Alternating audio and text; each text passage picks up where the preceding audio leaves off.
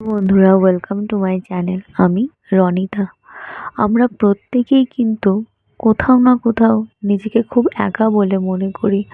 শুধু আমরা মনে করি যে এই পৃথিবীতে সব থেকে যদি দুঃখী কিংবা খুব কষ্টে আছে কেউ, তাহলে সে মনে হয় আমার থেকে আর কেউ মনে হয় নেই, এই রকম ভাবি। কিন্তু এটা সম্পূর্ণ ভুল। প্রত্যেকটা মানুষের জীবনেই কিন্তু দুঃখ, কষ্ট, যন্ত্রণা, ব্যথা, বেদনা সব কিছুই থাকে।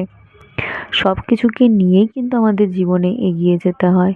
ঠিক যেমন ঋতু, গ্রীষ্ম, বর্ষা, শরৎ, হেমন্ত, শীত, বসন্ত, প্রত্যেকটা ঋতুই কিন্তু প্রত্যেকটা ঋতুর পর আসে। এরকম হয় না যে গ্রীষ্মকালই চলে গেল, শীতকালই চলে গেল, তারপর তোমার বসন্তকালই চলে গেল, সারা বছর ধরে আর কোনো ঋতুই আসলো না, সেগুলো কিন্তু হয় না। স্টেপ বাই স্টেপ প্রত্যেকটা ঋতুই কিন্তু আসে সারা বছর ধরে। যদি সারা বছর ধরে এই প্রত্যেকটা ঋতু একটার পর একটা আসতে থাকে, তাহলে কি আমাদের জীবনে সুখ দুঃখ কি এরকম করে আসবে না? সেটাও তো আসবে, বলো। হ্যাঁ, সেটাকে মেনে নেওয়াটা খুবই কঠিন। কারণ যখন আমাদের জীবনে সুখের মুহূর্তটা থাকে, আমরা খুব এনজয় করি সেটাকে, খুব ভালো লাগে আমাদের কাছে। শুধু মনে হয় যে এই সময়টা শুধু থাকেই যাক, থেকেই যাক, থেকেই যাক, আর যেন কোনো কিছু না আসে। কিন্তু আবার যখন কষ্ট আসে তখন মনে হয় কতক্ষণে এই সময়টা পার হবে, কতক্ষণে এইগুলো যাবে, আর ভালো লাগছে না কোনো কিছুই। এইভাবে চলতে পারে নাকি? কিন্তু এইভাবেই যাবে। মনে রাখবে যে এই পৃথিবীতে প্রত্যেকটা মানুষই কিন্তু দুঃখের সাগরের মধ্যে নিমজ্জিত হয়ে আছে। কারণ আমাদের প্রত্যেকের কাছেই দুঃখটা অনেকটা বড় বলে মনে হয়। দুঃখটা কেউই আমরা মন থেকে মেনে নিই না, আর কেউ আমরা মেনে নিতে পারিও না।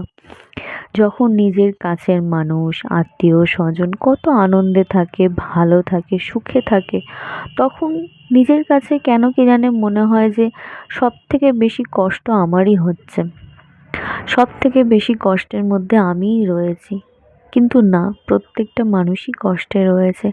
আর সেই সময় যেন মনে হয় কি, যে এইভাবে আর বেঁচে থাকা যাচ্ছে না, এইভাবে আর মানুষ চলতে পারে না, জীবনটা হয়তো এইখানেই শেষ করে দিতে হবে। না বন্ধু, কখনো এরকম ভাবনা চিন্তা করো না। কষ্ট আছে বলেই কিন্তু দুঃখের এত দাম, আর দুঃখ আছে বলেই কিন্তু সুখের এত দাম।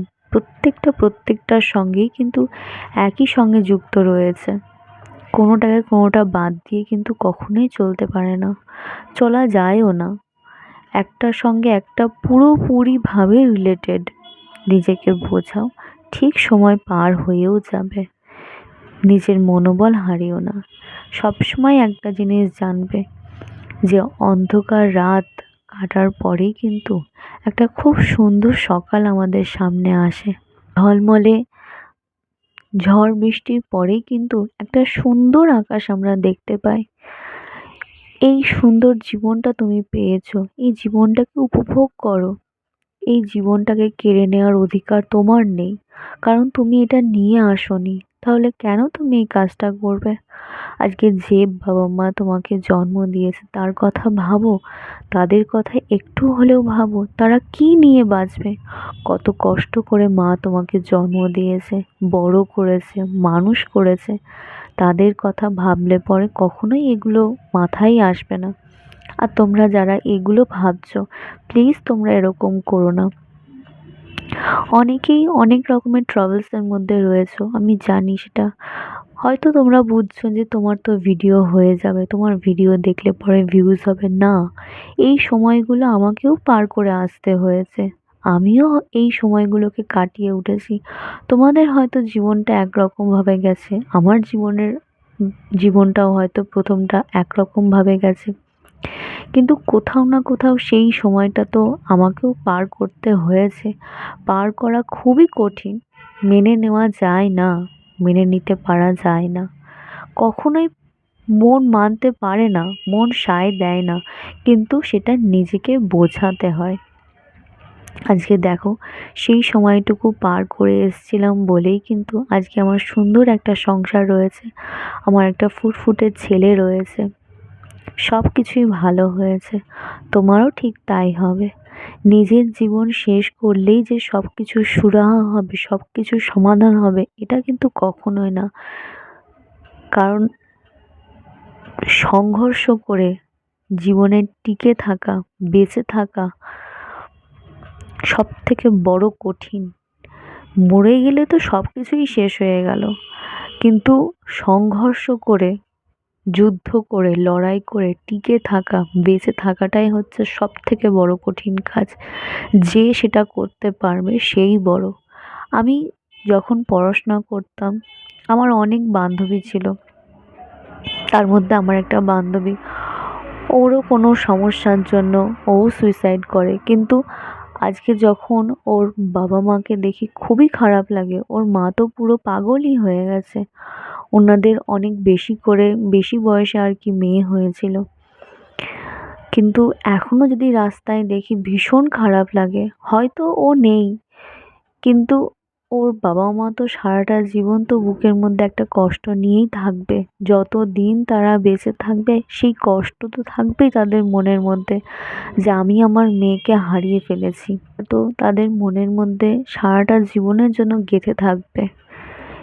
সো আমি তোমাদেরকে এটাই রিকোয়েস্ট করব, কখনো কোনো ভুল সিদ্ধান্ত নিও না।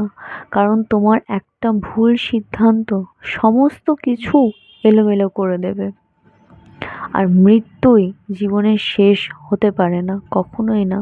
এটা সম্পূর্ণ ভুল। নিজেকে বোঝাও, একটা সুন্দর একটা জীবন তোমার জন্য অপেক্ষা করে থাকবে। আজকে যার জন্য, যে কারণের জন্যই তুমি এরকম ভাবছো, এই সময়গুলো পার হলে সামনে দেখবে সুন্দর একটা ভবিষ্যৎ তোমাকে হাতছানি দিচ্ছে, তোমাকে তোমার হাতে ধরা দিচ্ছে। বিশ্বাস করো, আমি এই সময়গুলো পার করে এসেছি বলেই কিন্তু আমি এত সহজে বলতে পারছি। আমি এক সময় না এক সময় কোনো না কোনো ভিডিওতে ঠিক আমার এক কাহিনীও তোমাদের সামনে তুলে ধরবো। তোমরা আমাকে সাপোর্ট করো, আমাকে ভালোবাসো, আমার ভিডিও দেখো, আমার ভিডিও শেয়ার করো। আমার ভিডিও যত তোমরা দেখবে, যত তোমরা শেয়ার করবে, তত আমার ভালো লাগবে। আমি আরও তত তোমাদের জন্য ভিডিও বানাবো। তো আমি তোমাদেরকে আবার এটাই বলছি যে প্লিজ তোমরা এই ধরনের কাজকর্ম একদম করো না। ভালো করে পড়াশোনা করো, জীবনে অনেক বড় হও। যে পড়াশোনা করছো না বা যে চাকরি বাকরির চেষ্টা করছো, যাই করো না কেন, যা কিছুই হয়ে যাক, কিন্তু এইটা কখনো মাথায় নিয়ে এসো না যে না আমি পারছি না বলে আমি জীবনটাকে শেষ করে দেবো, আমি চলে যাব। আর এরকম করে সম্ভব না, সকলে আমাকে মিলে এইসব নানান কথা বলছে, আমি আর কিছুতে মেনে নিতে পারছি না, আমি আর টলারেট করতে পারছি না। না, কক্ষনো না। আজকে যারাই এগুলো বলছে তারা তোমাকে উপহাস করছে, তোমাকে তোমার মনোবল ভেঙে দিচ্ছে, কিন্তু তুমি তাদের কথায় কান না দিয়ে নিজের মনের কথা শোনো। নিজের বাবা মার কথা ভাবো, তাহলে দেখবে সব কিছু ঠিক হয়ে যাবে। আজকের ভিডিওতে এই পর্যন্তই, দেখা হচ্ছে নেক্সট ভিডিওতে। আমার ভিডিও তোমাদের যদি ভালো লাগে তাহলে আমার চ্যানেল সাবস্ক্রাইব করবে, লাইক করবে, শেয়ার করবে আর কমেন্ট করবে। বাই।